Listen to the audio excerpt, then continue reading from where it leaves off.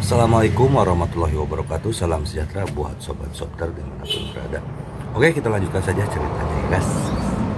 Bab 419 sampai 420. Bab 419, masalah yang sangat istimewa. Bermain dengan senjata, Ye Guan tidak pernah menyangka bahwa dewa sejati akan benar-benar mengeluarkan senjata. Ini berbeda dari yang dia pikirkan. Melihat dewa sejati menembak, pria paruh baya di kejauhan tampak sangat tenang. Dengan sedikit sarkasme di matanya, dia membuka telapak tangannya, dan seberkas energi muncul di depannya. Ledakan, pelurunya langsung diblokir oleh Dao Gangqi ini. Begitu mereka mencapai level master, mereka dapat berlatih menghembuskan energinya, dan senjata panas biasa tidak menimbulkan ancaman sama sekali bagi mereka. Melihat pistolnya tidak berguna, Cizen berkedip lalu menatap Ye Guan. Tidak ada gunanya. Ye Guan baru saja menariknya dan lari. Pria paruh baya hendak mengejar, tetapi pada saat ini, ada aura datang dari sekeliling. Setelah pertarungan yang begitu lama, kelompok naga di Yanjing menjadi khawatir. Setelah hening beberapa saat, pria paruh baya itu berbalik dan berubah menjadi bayangan dan menghilang ke dalam kegelapan malam tidak jauh dari situ. Meskipun dia seorang master, dia tidak berani melawan Yan Jinglong. Cizen berlari lama bersama Ye Guan, dan akhirnya keduanya naik taksi. Cizen berkata, "Pergi ke komunitas Yunhai." Mobil itu menyala dan menghilang di jalan. Di dalam mobil, Ye Guan menyeka darah dari sudut mulutnya, wajahnya terlihat sangat jelek. Ini sangat membuat frustrasi, ayah ini sangat tidak sopan. Bukankah dia takut dipukuli sampai mati? Cizen tiba-tiba berkata, "Apakah kamu baik-baik saja?" Kamu melirik dadanya, lalu berkata, "Mungkin dia menderita beberapa luka dalam." Berbicara tentang ini, dia sepertinya memikirkan sesuatu dan menoleh ke arah Cizen. "Apakah kamu benar-benar tidak memiliki kultivasi sama sekali?" Cizen mengangguk cepat tapi tidak berkata apa-apa. Ye Guan mengerutkan kening. "Lalu bagaimana kamu melindungi dirimu sendiri di Bima Sakti?" Cizen berkata dengan serius, "Saya mematuhi hukum dan disiplin." Mulut Ye Guan bergerak sedikit, ikuti metode palu. Melihat tatapan Ye Guan yang tidak percaya, Cizen berkata lagi, "Sungguh?" Ye Guan menggelengkan kepalanya, "Kamu sangat cantik. Aku tidak percaya tidak ada yang datang mengganggumu." Cizen tersenyum dan berkata, "Ada pistol." Ye Guan terdiam. Memang benar, hal itu bisa menyelesaikan banyak masalah. Cizen melirik Ye Guan dan memutar matanya, bertanya-tanya apa yang dia pikirkan. Segera, komunitas Yunhai tiba. Cizen membawa Ye Guan ke sebuah ruangan. Setelah memasuki ruangan, perasaan lapang melanda dirinya. Ruangan itu sangat besar, hampir beberapa ratus meter persegi, dan ruangan itu didekorasi dengan sangat hangat. Ye Guan sedikit penasaran, "Apakah kamu tinggal di sini?" Cizen mengangguk. "Ya." Saat dia mengatakan itu, dia melepas sepatunya, dan kemudian berkata, "Kamu tidak perlu melepasnya." Ye Guan masih melepas sepatunya. Dia melihat sekeliling, dan matanya tertuju pada meja tidak jauh dari jendela, yang dipenuhi berbagai manuskrip. Ye Guan sedikit penasaran dan berjalan menuju meja. Melihat ini, Cizen dengan cepat berkata, "Tunggu." Setelah mengatakan itu, dia segera bergegas ke meja, menyimpan naskahnya, dan berkata sambil tersenyum, "Kamu tidak bisa membacanya sekarang, itu belum ditulis." Ye Guan tersenyum. "Oke." Cizen tersenyum dan berkata, "Kemarilah." Ye Guan ragu-ragu sejenak, lalu berjalan ke arah Cizen. Dia menunjuk ke kursi di sampingnya dan berkata, "Duduk." Ye Guan duduk, sedikit penasaran, dan Cizen berkata lagi, "Lepaskan." Ah, Ye Guan tercengang, matanya terbuka lebar. Cizen menggelengkan kepalanya, tersenyum, dan mengarahkan jarinya ke alisnya. "Apa yang kamu pikirkan? Aku ingin menyembuhkan lukamu." Saat dia berbicara, dia berjalan ke samping dan mengeluarkan peralatan medis. Ye Guan sedikit malu, bukan karena dia tidak murni, tapi karena kata "lepas landas" Cizen terlalu ambigu. Setelah Ye Guan melepas bajunya, ada beberapa retakan di lengan dan dadanya, yang merupakan bekas luka akibat guncangan sebelumnya. Cizen mengambil obat penyembuh dan dengan lembut mengoleskannya pada Ye Guan. Karena keduanya sangat dekat, dia bisa dengan jelas mencium aroma yang keluar dari tubuh Cizen saat ini. Ye Guan ragu-ragu sejenak, lalu berkata, "Saya akan melakukannya sendiri." Cizen meliriknya dan berkata sambil tersenyum, "Jangan terlalu banyak berpikir, saya hanya membantu Anda sembuh." Ye Guan menjelaskan, "Aku tidak terlalu memikirkannya." Cizen mengangguk, "Kalau begitu jangan bergerak." Ye Guan tidak punya pilihan selain menolak lagi, seolah-olah dia terlalu memikirkannya. Ye memandang Cizen di depannya. Di bawah cahaya lembut, wajah cantik Cizen bersinar dengan warna hangat yang samar, pernah mengalahkan Dao Biguru dan dewa sejati yang menekan kesengsaraan alam semesta. Saat ini, Ye Guan bertanya-tanya apakah dia mengenali orang yang salah. Karena retorika di hadapanku benar-benar tidak terlihat seperti dewa sejati. Segera, Cizen membalut luka Ye Guan. Setelah dia menyimpan peralatan medis, dia berbalik dan berlari ke dapur. Tepat ketika Ye Guan sedang bingung, dia datang dengan membawa banyak makanan dan kembali. Ada beberapa botol anggur putih. Ye Guan bertanya, "Nona Cizen, apa yang kamu lakukan?" Cizen tersenyum dan berkata, "Ayo ngobrol." Ye Guan bingung, dan Cizen berkata lagi, "Apakah kamu tidak punya banyak hal yang ingin kamu tanyakan padaku?" Ye Guan Dao, "Ya." Cizen tersenyum dan berkata, "Ada yang ingin kutanyakan juga padamu." Setelah mengatakan itu, dia membuka sebotol minuman keras dan menyerahkannya kepada Ye Guan. Ye Guan ragu-ragu sejenak, lalu berkata, "Apakah ini yang kamu minum?" Jika dia sedang berkultivasi, tidak masalah jika dia meminum racun, apalagi meminumnya. Tapi sekarang, budidayanya tersegel, dan benda ini benar-benar bisa membuatnya mabuk.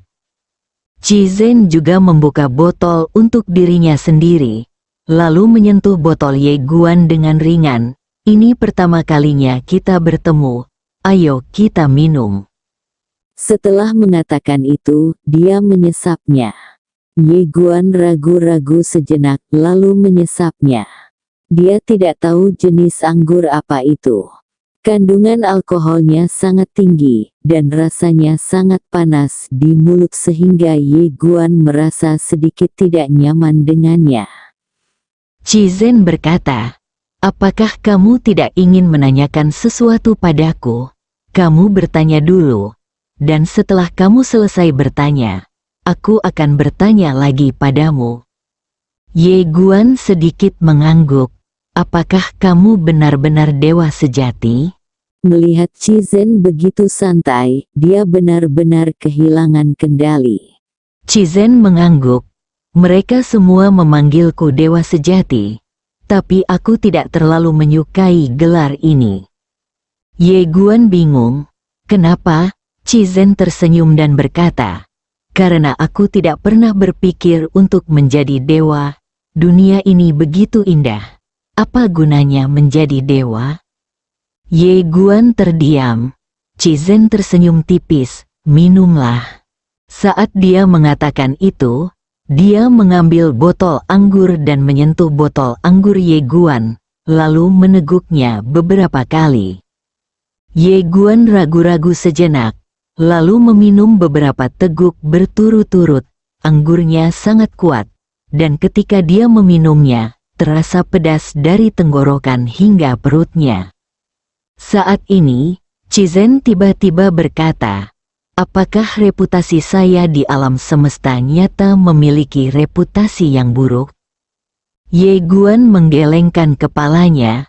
Reputasimu sangat bagus di dunia nyata, tapi sangat buruk di tempat lain. Cizen berkedip. Seberapa buruk? Ye Guan berkata dengan sungguh-sungguh. Lagi pula, ini sangat buruk. Cizen tersenyum, lalu mengangkat botol wine di tangannya. Ini bersorak.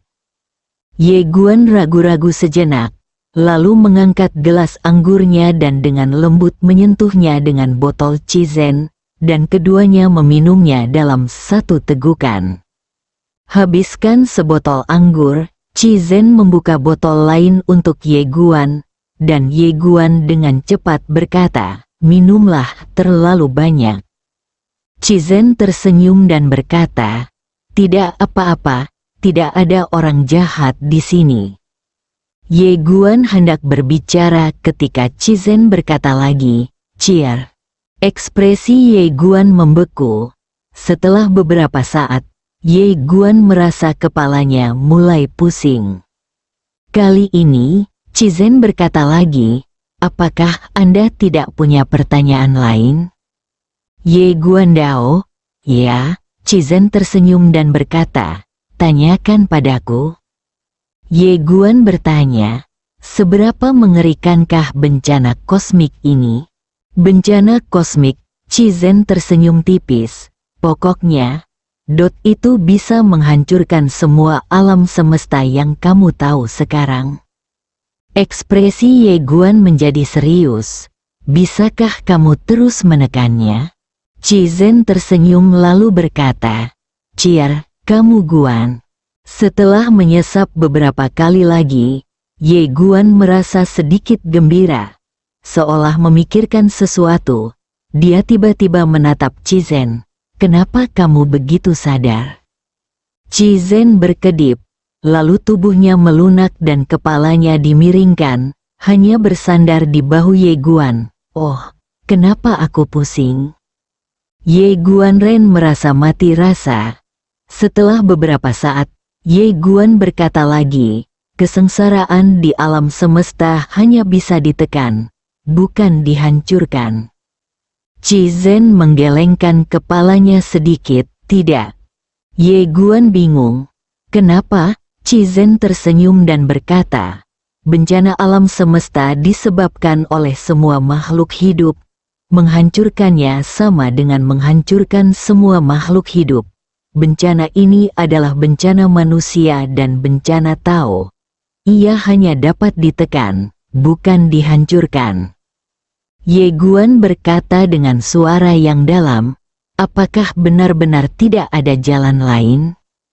Cizen berkata, dahulu kala, di era peradaban abadi, era itu mungkin masih bisa diselamatkan. Ye Guan dengan cepat bertanya, jika itu terjadi pada era itu, bagaimana kita bisa menyelamatkannya? Cizen tersenyum dan berkata, persis seperti di sini di Blue Star. Ye Guan mengerutkan kening, seperti di sini di Blue Star. Cizen mengangguk, jika umur hidup kurang dari 100, semua makhluk hidup tidak akan lagi berlatih kultivasi. dan membiarkan alam semesta pulih. Setelah hampir 100 juta tahun, alam semesta akan terlahir kembali, dan kesengsaraan alam semesta akan terjadi. Secara alami tidak ada lagi. Ye Guan berkata dengan suara yang dalam, "Tidak bisakah kamu melakukannya sekarang?" Chi Zhen menggelengkan kepalanya.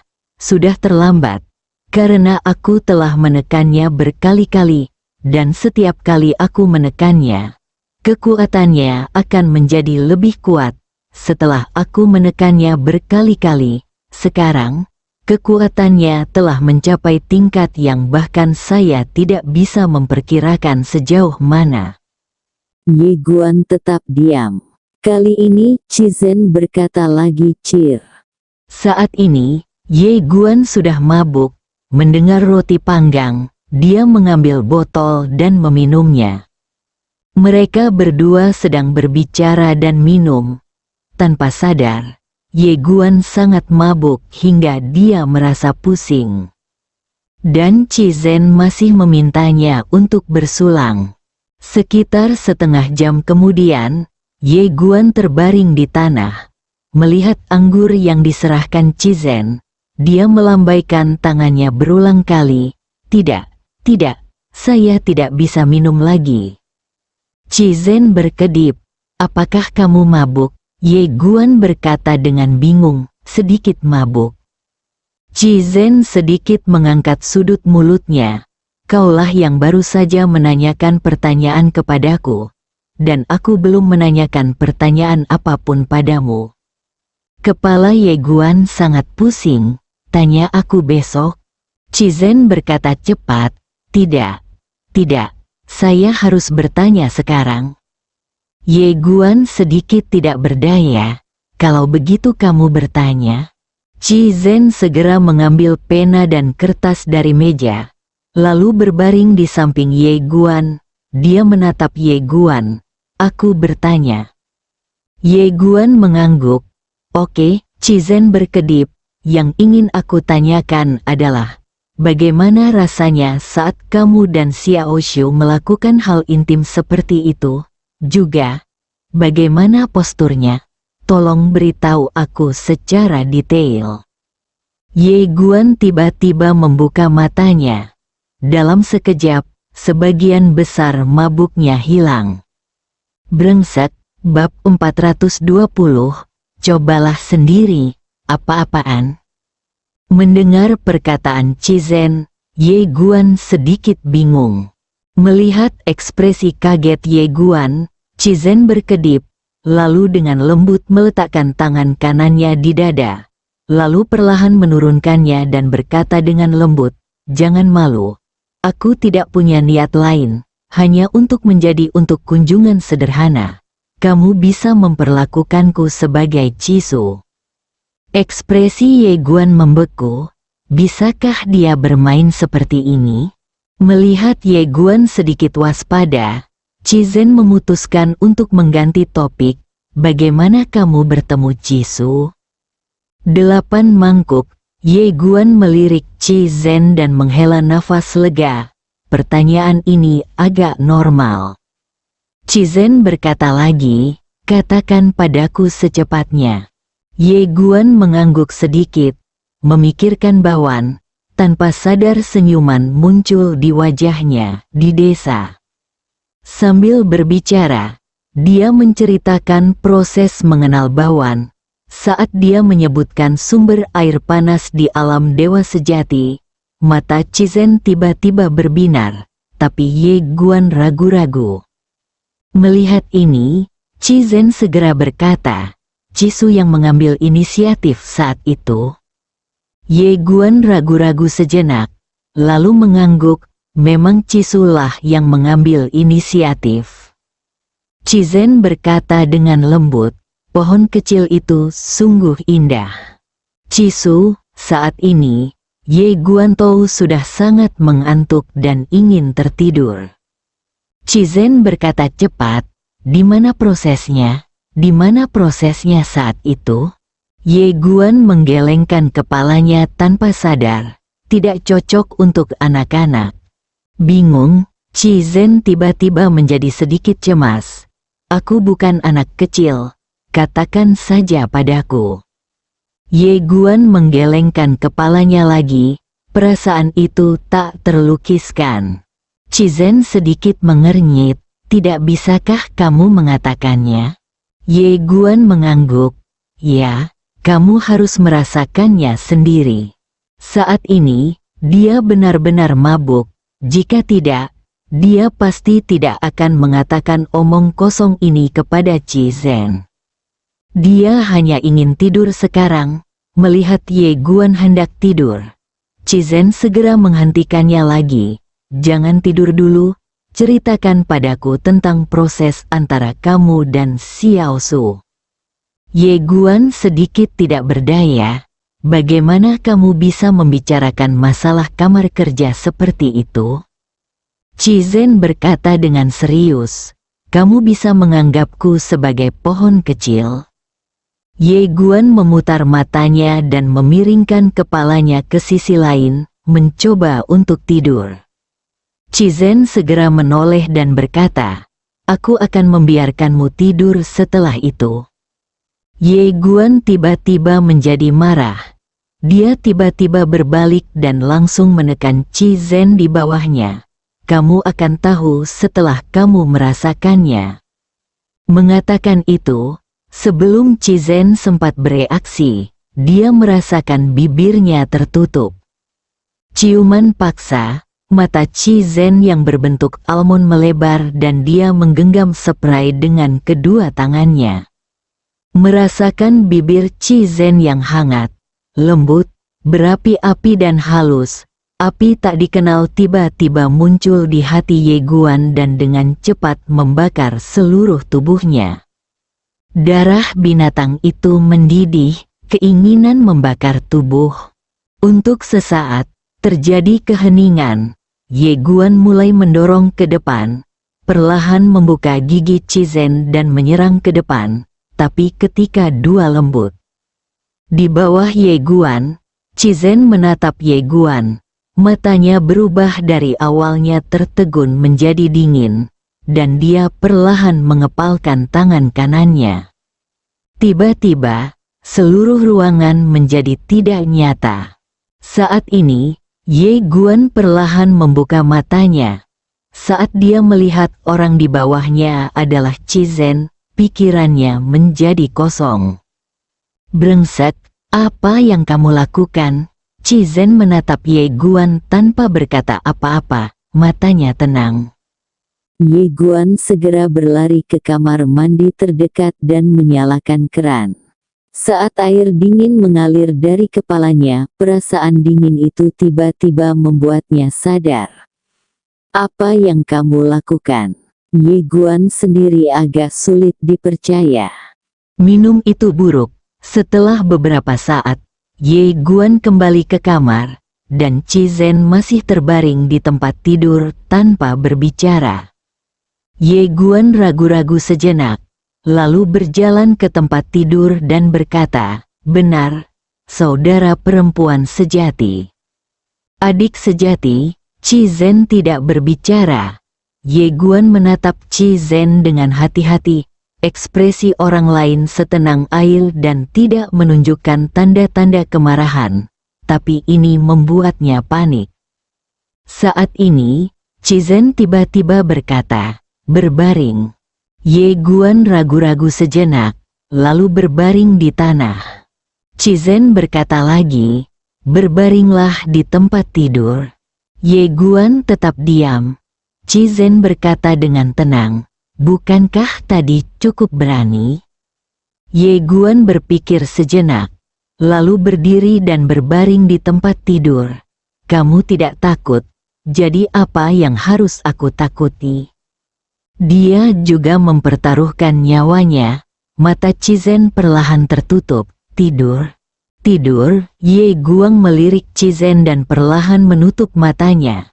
Namun, saat ini, dia benar-benar tidak bisa tidur. Setelah beberapa saat, Ye Guan tiba-tiba berkata, Saudari Zen.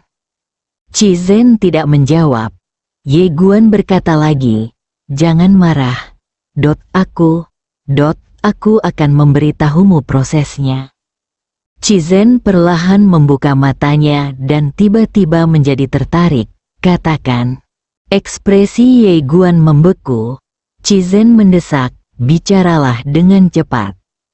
Ye Guan berpikir sejenak dan kemudian mulai berbicara. Cizen segera mengeluarkan kertas dan pena yang telah disiapkannya. Dia mulai merekam, sesekali mengajukan pertanyaan. Beberapa pertanyaannya begitu besar sehingga Ye Guan bahkan merasa malu. Cizen, sebaliknya, sangat tenang. Ini memberinya perasaan bahwa dia benar-benar terlibat dalam penelitian seni dan tidak memiliki pikiran jahat. Pada saat ini, hubungan mereka berdua menjadi lebih dekat, dan Cizen bahkan mendekat padanya, hampir menyentuhnya. Ye Guan secara naluriah pindah ke samping, dan pada saat ini, Cizen meliriknya, jangan berpikir liar dalam pikiranmu, jadilah murni. Ye Guan terdiam. Kamu begitu dekat denganku, bagaimana aku bisa menjadi murni? Melihat ekspresi Ye Guan yang tidak bisa berkata-kata, Cizen tersenyum dan berkata, apa? Ye Guan berkata dengan serius, Saudari Zen, saya pria normal. Cizen berkata, saya tahu, ada apa? Ye Guan memandang Cizen dan berkata, kamu cantik. Cizen berkedip, lalu apa? Ye Guan ragu-ragu sejenak. Lalu berkata, kalau tidak, lebih baik aku tidur di tanah. Cizen menggelengkan kepalanya, pikiranmu tidak murni. Kamu Guan, Cizen berkata lagi, ada seseorang dalam sejarah Blue Star bernama Liu Xiaohui. Dia bisa duduk dan bersantai, jadi mengapa Anda tidak? Ye Guan berkata dengan tenang, mungkinkah dia bukan duduk diam, tapi dia punya masalah fisik? Cizen berkedip, tidak, kamu Guan. Cizen tersenyum dan berkata, aku tidak akan menggodamu lagi, mari kita lanjutkan topik tadi. Kamu baru saja mengatakan bahwa kamu dan Xiao Shu hanya datang ke pemandian air panas sekali, lalu dia hamil, benarkan? Ye Guan pusing. Apakah kamu ingin mengganti topik, bicara tentang sesuatu yang murni? Cizen menggelengkan kepalanya. Tidak, Ye Guan terdiam. Cizen bertanya lagi, apakah kamu menyukai Xiao Shu? Ye Guan mengangguk. Aku menyukainya. Cizen terus bertanya, di mana Xiao Jing? Ye Guan mengangguk. Aku menyukainya. Cizen bertanya lagi, di mana Xiao Ru? Ye Guan terdiam. Cizen menoleh untuk melihat ke arah Ye Guan, yang tersenyum dan berkata, saya tidak memiliki hubungan seperti itu dengan Nona Chirou. Cizen berkata, apakah Xiao Ru juga tidak menyukaimu? Ye Guan menggelengkan kepalanya, tidak. Cizen melirik Ye Guan dan tidak berkata apa-apa. Ye Guan tiba-tiba berkata, Saudari Zen, jika aku menikahi Xiao Jing dan Xiao Shu pada saat yang sama, kamu tidak akan keberatan, kan? Cizen tersenyum dan berkata, apa yang kamu keberatan, selama mereka menyukaimu, tidak apa-apa. Ye Guan merasa lega, Saudari Zen, kamu baik sekali. Dia tahu status Cizen di hati Cijing dan Bawan. Jika dia benar-benar keberatan itu akan merepotkan. Cizen tersenyum dan tidak berkata apa-apa. Tampaknya sedang memikirkan sesuatu. Ye Guan tiba-tiba bertanya, Saudari Zen, apakah kamu tahu di mana Cisu dan Chirou berada? Cizen berkata, Akademi Galaksi. Ye Guan sedikit mengernyit, Galaksi Colege. Cizen mengangguk. Ye Guan bertanya, apakah kamu melihatnya? Cizen berkata, saya telah melihat mereka, tetapi mereka tidak tahu di mana saya berada. Jika Anda melihat mereka, jangan beritahu mereka di mana saya tinggal. Ye Guan bingung, kenapa? Cizen menggelengkan kepalanya sedikit dan tidak berkata apa-apa. Ye Guan menoleh untuk melihat Cizen. Dia harus mengatakan bahwa Cizen benar-benar cantik. Fitur wajahnya yang cantik tidak memiliki kekurangan, seperti sebuah karya seni. Saat ini, Cizen tiba-tiba menoleh dan menatap Ye Guan. Apa yang kamu lihat? Ye Guan berkata dengan tulus, Saudari Zen, kamu sangat cantik. Cizen memandang Ye Guan dan berkata sambil tersenyum, siapa yang lebih cantik, aku, Xiao Shu atau Xiao Jing? Ye Guan tersenyum dan berkata, mereka secantik kamu. Cizen menggelengkan kepalanya dan tersenyum, pria licin, tidurlah. Ye Guan ragu-ragu sejenak, lalu berkata, aku akan tidur di bawah tempat tidur. Cizen tersenyum dan berkata, tidak bisakah kamu menjadi lebih murni?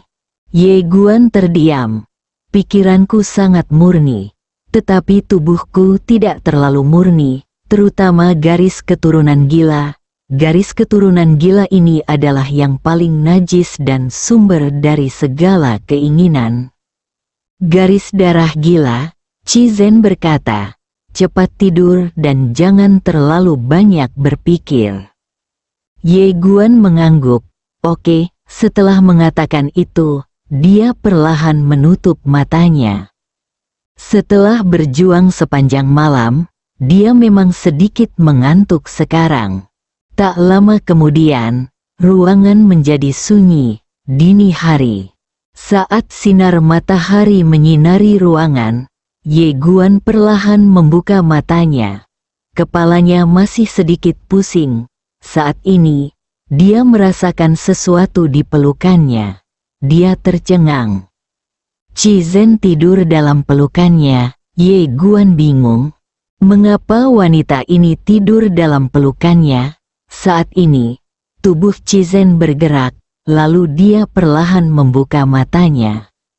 Ye Guan segera menutup matanya dan terus tidur.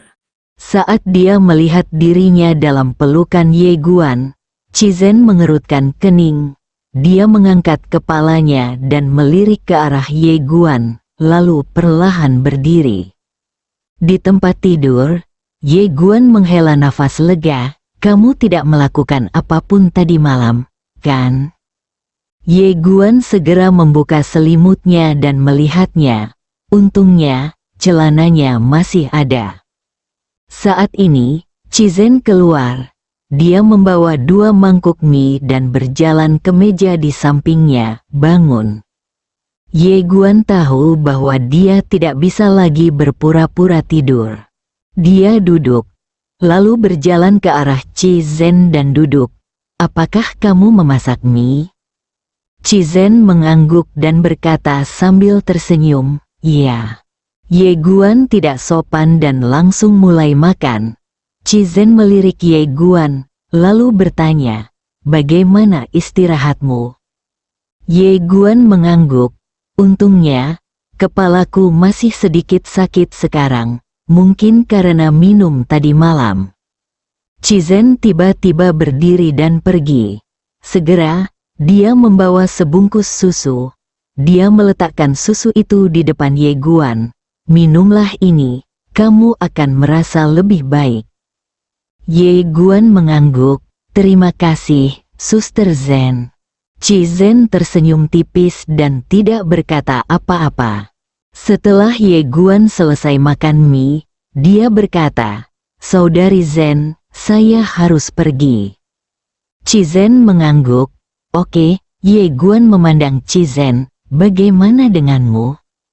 Cizen menunjuk ke meja di kejauhan, saya ingin menulis naskah. Ye Guan ragu-ragu sejenak, lalu berkata, Saudari Zen, ini pertama kalinya kita bertemu. Tapi aku merasa kamu memperlakukanku bagaimanapun, kamu merasa seperti anggota keluarga. Cizen tersenyum dan berkata, kamu adalah laki-laki Xiao Shu dan Xiao Jing, dan kamu adalah salah satu dari kami. Ye Guan bertanya, apakah itu alasannya? Cizen mengangguk, di alam semesta ini, selain mereka bertiga, satu-satunya yang bisa memanggilku saudara perempuan adalah kamu. Ye Guan tersenyum dan berkata, bolehkah aku datang kepadamu lain kali? Cizen mengangguk, kapan saja, karena itu, dia mengeluarkan kunci dan menyerahkannya kepada Ye Guan. Ye Guan segera menyimpan kuncinya, saudari Zen, aku pergi dulu. Setelah mengatakan itu, dia berdiri dan pergi. Cizen tiba-tiba berkata, jangan bilang pada mereka aku di sini.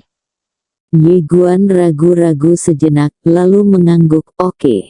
Setelah mengatakan itu, dia berbalik dan pergi.